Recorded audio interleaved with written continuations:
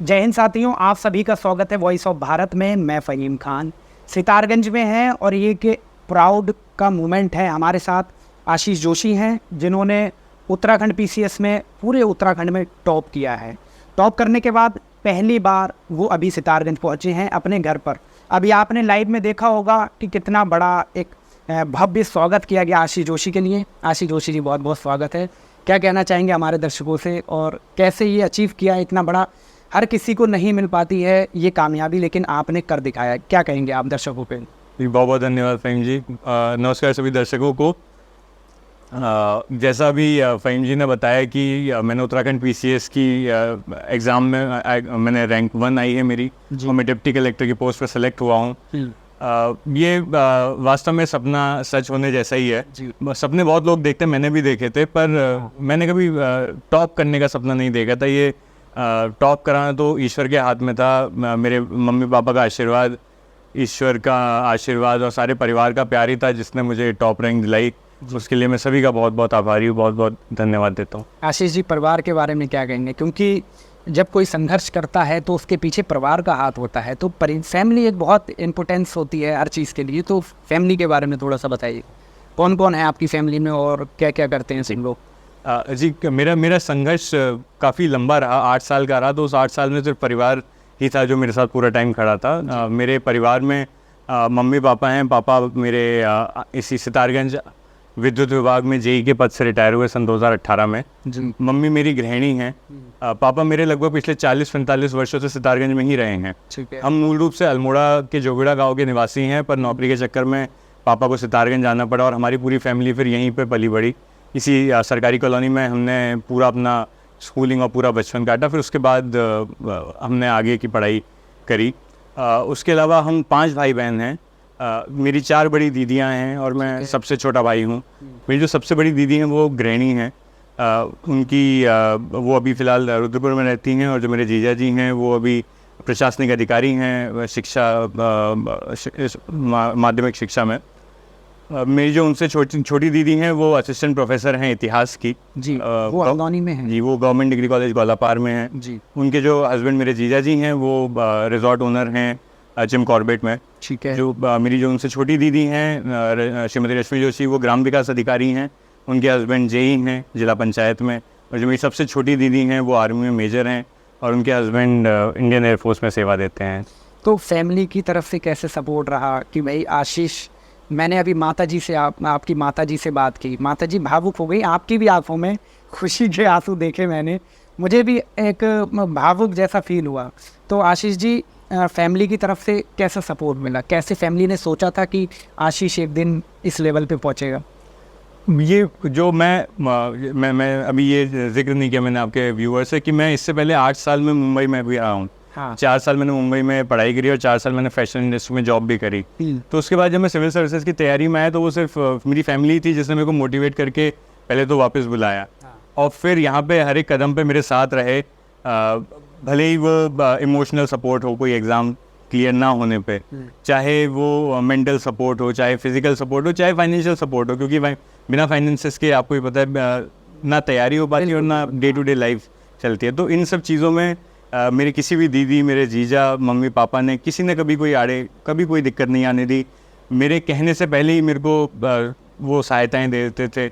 जैसे एक बार मेरा आपको एक जिक्र करता हूँ कि मेरा एक उत्तर प्रदेश पीसीएस का एग्ज़ाम मात्र 1 नंबर से रुक गया था। फाइनल सिलेक्शन मेरा 1 नंबर से रुका था इंटरव्यू के बाद। तो उस वक्त काफ़ी टूट सा गया था मैं। मेरे मन में ये ख्याल भी आ रहे थे कि क्यों ना बम्बई वापस जाया जाए, फैशन इंडस्ट्री से आया था, क्यों ना उसी को शुरू किया जाए। तो उस वक्त मेरी दीदियों ने और मेरी मम्मी ने खासकर, वो सब मेरे साथ बिल्कुल खड़े रहे। उन्होंने कहा नहीं, अब यहाँ से कोई वापसी का रास्ता नहीं होता है। तेरे को दिल्ली जाना है तो दिल्ली जा, तेरे को कोचिंग करनी है तो कोचिंग कर, सेल्फ स्टडी के लिए लाइब्रेरी ज्वाइन करनी है तो वो कर, लेकिन यहाँ से कोई मुड़ना नहीं है। आगे निकल चले हो तो बड़े चलो। तो वो परिवार का ही सपोर्ट था कि वो 2019 के फेलियर के बाद आज मुझे इतनी बड़ी सक्सेस मिली है। अच्छा आशीष जी, ऐसा कोई मोमेंट आया हो जब आपने कहा हो यार इतनी मेहनत क्यों करनी हो रही है, कुछ और कर लेता हूँ मैं? ऐसा डिमोटिवेट हो जाते हैं कुछ, जैसे मान लीजिए कामयाबी एकदम तो नहीं मिलती लेकिन एक दिन ज़रूर मिलती है। बीच में कोई ऐसा मोमेंट आया हो आपने कहा हो यार बस अब नहीं करनी है तैयारी? देखिए, जैसे मैंने बताया मेरा 8 साल का लंबा सफ़र था, तो 8 साल में ऑब्वियसली बहुत अप्स एंड डाउन्स आए मेरी लाइफ में, बिल्कुल आए। हालांकि मेरे प्री वगैरह कभी रुके नहीं, तो एक मोटिवेशन रहता था कि लगातार चलते रहेंगे। लेकिन जैसा मैंने अभी आपको बताया, जब मेरा इंटरव्यू में रुका था एक बार, उस वक्त मेरे को ज़रूर ये हुआ था कि यार इतनी दूर आके भी मेरा 1 नंबर से अगर सिलेक्शन रुक रहा है तो कमी कहीं मुझी में तो नहीं है। लेकिन फिर एक भावना ये भी थी, यार इतनी दूर आके अगर सिर्फ 1 ही नंबर से रुक रहा है तो अगली बार ये भी पार हो जाएगा, एक बार और ट्राई करते हैं। तो मैं उसी रील में लगा रहा। उसके बाद फिर मेरा पहला सिलेक्शन जब हुआ था ऑनरेबल हाई कोर्ट में, वो बहुत अच्छी जॉब है, बहुत अच्छी जॉब थी। तो वहाँ पहुँच के एक कंफर्ट जोन जैसा आने लगा था मुझे। तो तब भी एक बार लग रहा था कि यार अब बढ़िया अच्छी जॉब है, परमानेंट जॉब है, कोई ट्रांसफ़र होगा नहीं, बढ़िया से शादी हो जाएगी, घर भी पास में, बहुत छुट्टियाँ, आराम से नौकरी करेंगे, बढ़िया रिटायर होंगे, लाखों कमाएंगे। पर फिर वहाँ भी मैंने अपने आप को रोका नहीं, क्योंकि मैं इस चीज़ के लिए आया नहीं था।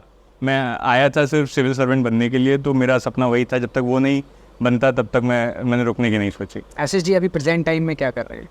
मैं अभी रिसेंटली मेरा फरवरी 2024 में मेरा उत्तराखंड का लोअर पीसीएस का एग्ज़ाम निकला था, which is considered second highest exam of Uttarakhand इस पीसीएस के बाद। तो उसमें मुझे हाईएस्ट पोस्ट नायब तहसीलदार मिली और मेरी उसमें रैंक 12 थी। फिर 4 महीने की ट्रेनिंग के बाद अभी वर्तमान में मैं नायब तहसीलदार हूँ तहसील जोशीमठ, चमोली ज़िले में। मैं अभी आपके सामने मैं वही 13 घंटे का सफ़र करके सीधा जोशीमठ अभी पहुँचा। हम शुक्रिया करते हैं कि आपने हमें समय दिया, क्योंकि इतना लंबा सफ़र करने के बाद कोई भी इस हालत में नहीं होता है कि वो बैठ जाए। लेकिन आपको आके देख कर के लग रहा होगा कि बहुत ज़्यादा थकान है, लेकिन हमने भी सोचा है कि भाई एक नौजवान है, इंस्पिरेशन मिलनी चाहिए उन लोगों को भी जो हमारे चैनल पर जुड़े हुए हैं, वो भी देखें भाई आशीष जोशी कोई ऐसे तो व्यक्ति है नहीं कि भाई इनको अलग से बनाया हो, ये भी एक इंसान है। इन्होंने भी ये सारी एग्ज़ाम पास करके ही इस ओहदे पर पहुँचे हैं और सितारगंज शहर का पूरे उत्तराखंड में एक नाम बनाया है। तो जोशी जी आगे का क्या प्लान है? कब आपको जो है एसडीएम का ओहदा मिलने जा रहा है? कैसे ट्रेनिंग होगी? क्या क्या आपके दिमाग में चल रहा है? जी, अभी वर्तमान में जो हमारा सिलेक्शन होता है, सिलेक्शन को डिप्टी कलेक्टर बोलते हैं जी। ये जो पद का नाम है वो डिप्टी कलेक्टर है। तो जब इसके बाद हमारी ट्रेनिंग होगी, कार्मिक विभाग के अंदर ये डिप्टी कलेक्टर पद आता है। लगभग महीने 1.5 महीने के अंदर हमारी सारी डॉक्यूमेंट वेरिफिकेशन की प्रक्रिया हो जाएंगी। फिर हमें एक 10 महीने, लगभग 10-12 महीने की ट्रेनिंग के लिए ATI नैनीताल बुलाया जाएगा, प्रशासनिक अकेडमी नैनीताल में। ठीक है। उसके बाद जब हमारी पूरी ट्रेनिंग हो जाएगी डिप्टी कलेक्टर की, फिर जब हमें पहली पोस्टिंग मिलेगी, जब हमें एक तहसील, एक परगना मिलेगा, तब हमारी जो पोस्टिंग होगी उस वक्त हम सब डिविजनल मजिस्ट्रेट SDM कहलाएंगे। अभी हमारा जो पद है, जो हमारी इस पोस्ट का नाम है, वो डिप्टी कलेक्टर है। अच्छा, कलेक्टर साहब बहुत बहुत शुभकामनाएं। इन सब एग्ज़ाम देते समय मतलब यूथ को कैसे इंस्पायर करेंगे? कैसे, मतलब आपने ये सब कुछ किया, ये नॉर्मल नहीं था, आपने बहुत मेहनत की तब आप इस ओहदे पर पहुँचे हैं। लेकिन उस यूथ को कैसे आप समझाएंगे कि भाई आप उस रास्ते ना जाके इस रास्ते जाइए जहाँ से आपको ये सफलता मिली है, तो उस रास्ते वो नौजवान भी पहुँचे, तो उनको रास्ता थोड़ा सा बताएंगे तो अच्छा लगेगा कि वो भी तैयारी करें, गलत रास्तों को छोड़ के अच्छे रास्तों पर चलें। जी, मेरा ये मैसेज ना सिर्फ उन यूथ के लिए है जो सरकारी नौकरी की तैयारी कर रहे हैं, मेरा मैसेज है सभी यूथ के लिए है। क्या? कोई सरकारी नौकरी की तैयारी कर रहा हो, प्राइवेट के लिए हो, अपना बिजनेस चालू कर रहा हो, मुसीबतें आ रही हो, दिक्कतें आ रही हो, मेरा सिर्फ एक मैसेज है जो मेरा मंत्रा रहा है जी, वो ये है कि उसे कहते हैं परसिवरेंस, निरंतरता। हाँ, लगातार कुछ आप भले ही दिन का आधा घंटा किसी चीज़ को दीजिए, 1 घंटा दीजिए, लेकिन लगातार दीजिए। आपने जब एक रात चुन ली ना फ़हीम जी, जब आपने एक रात चुन ली, फिर उसमें आगे जाके मुड़ने का ऑप्शन मत रखिए अपने पास। वो प्लान A प्लान B होता ज़रूर है, लेकिन अगर आपने मन बना लिया है कि ये करना है तो वो होता ज़रूर है। आपको ऑब्स्टेकल्स आएंगे, आप रुकेंगे, आपको मंजिल बहुत दूर लगेगी, लेकिन एक एक स्टेप करके ही वहाँ तक पहुँचा जाएगा। तो एक परसिवरेंस, एक निरंतरता, एक कंटिन्यूटी के साथ जो भी आपने अपना टारगेट बना रखा है उसको लगातार उसकी तरफ बढ़ते रहें, और कभी भी ऑब्स्टेकल से घबराएं नहीं, उससे सीखें, गलतियों से सीखें। एक दूसरी ये बहुत चीज़ जो मैंने अपने में भी उतारी, मैंने गलतियों से बहुत सीखा। मेरा जब भी जो भी एग्ज़ाम नहीं निकला, मैंने कभी सिस्टम को ब्लेम नहीं किया, मैंने कभी एग्ज़ाम चेक करने वाले को ब्लेम नहीं किया कि यार उसने मुझे नंबर नहीं दिए, कि यार मैंने तो उससे अच्छा लिखा था, उसको 10 मुझे 8 क्यों मिले।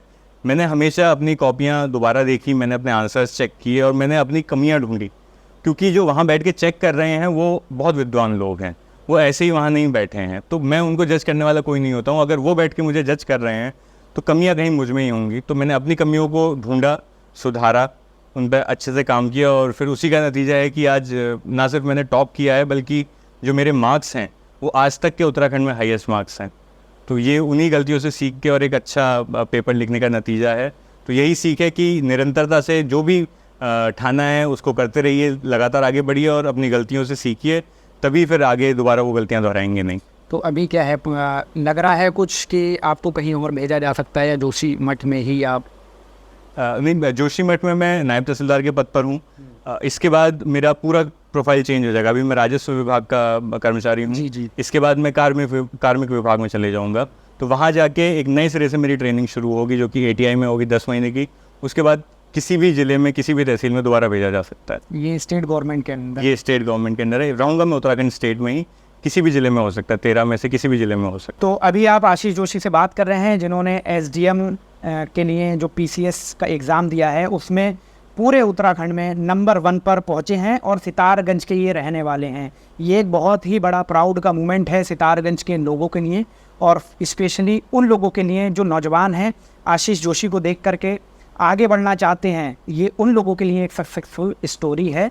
उम्मीद करेंगे इनसे बहुत कुछ सीखने को मिला होगा। आशीष जी बहुत बहुत शुभकामनाएं। बाकी उम्मीद है आप निरंतर ऐसे ही आगे चलते रहेंगे और हमारी आपके लिए बहुत सारी शुभकामनाएं हैं, दुआएं हैं कि आगे भी जिस पद पर आप पहुँचे उस पद पर पहुँच करके अपने उत्तराखंड और अपने सितारगंज और अपने परिवार का नाम रोशन करें। आपका कीमती समय देने के लिए भाई साहब बहुत बहुत धन्यवाद। बहुत धन्यवाद।